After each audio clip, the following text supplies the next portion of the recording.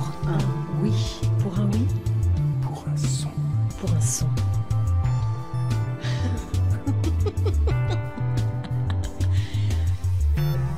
Pour un oui. Pour un oui. Pour un son. Bertrand Michaud, Alexandre Lemierre.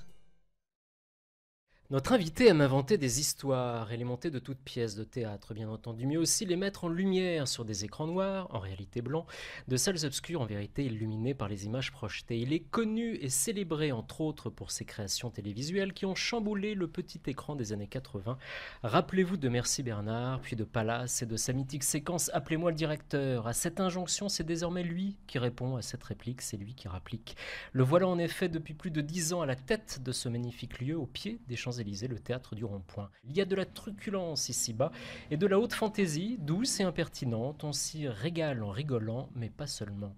Car le monde de notre invité est aussi une vision de la vie, un esprit, et Dieu sait s'il existe qu'il en a. Bonjour à tous, bienvenue, vous écoutez Pour un oui, pour un son, avec aujourd'hui Jean-Michel Ribes.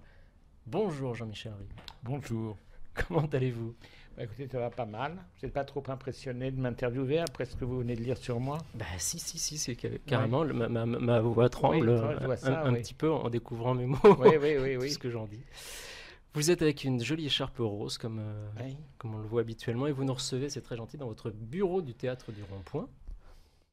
C'est pas de la décoration, c'est une accumulation de moments, de gens que j'aime, de gens qui me mettent des papiers sur les murs. Là, il y a une affiche qu'avait fait Roland Topor pour moi il y a des années. Elle a une histoire assez drôle parce que c'était pour un spectacle qui s'appelait La Nuit des Alligators et je lui ai demandé de faire l'affiche pendant 3 mois auparavant. Et bien évidemment, il n'était pas prêt. Un jour, je lui dis, écoute, je dois aller chez l'imprimeur demain matin, donc donne-la moi. Donc, je débarque chez lui à 11h du matin. Je le réveille, il est en peignoir. Je lui dis, bah, tu me donnes la fiche. Il me dit, mais je ne l'ai pas. Alors, il arrache une feuille de papier, il prend des bombes. Et en 3 secondes, il fait une affiche de génie qu'il était. Et puis, il y a un très beau masque de fantôme chinois que m'ont fait... Les étudiants à Shanghai, vous avez fait une masterclass de théâtre. À la fin, ils m'ont offert ça. C'est uniquement fait avec du bambou et du papier. Et je suis content que les gens de la radio en Suisse puissent le voir très, très clairement. Votre mère, vous dites, cette femme d'une grande beauté, sensible, anxieuse, pleine d'humour et parfois un peu méchante, comme seuls le sont les vrais gentils. Oui. Est-ce que vous êtes un vrai gentil, vous aussi, du coup? Je sais pas.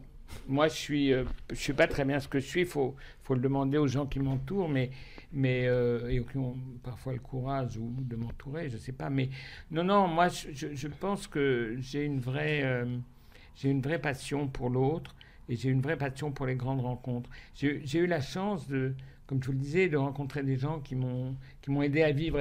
Et quelqu'un a dit un jour de ce livre, il y a un morceau, tu as fait je trouve que c'est assez juste le portrait de toi-même à travers les autres.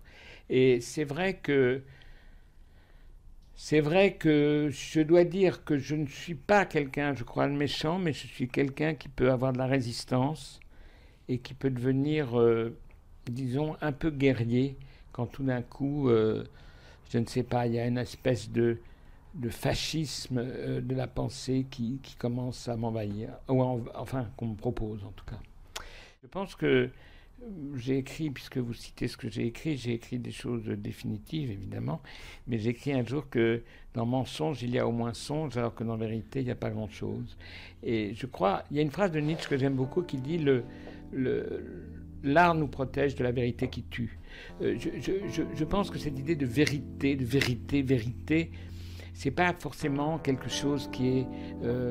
l'honneur de l'humanité. Je veux dire, la vérité est quelque chose de parfois dangereux, qui peut tuer, qui peut faire mal. Et quelle vérité? Où est la vérité? Voilà, je crois qu'il y a quelque chose, en effet, qui est indispensable. C'est la capacité de, peut-être, réinventer la réalité pour qu'elle soit supportable.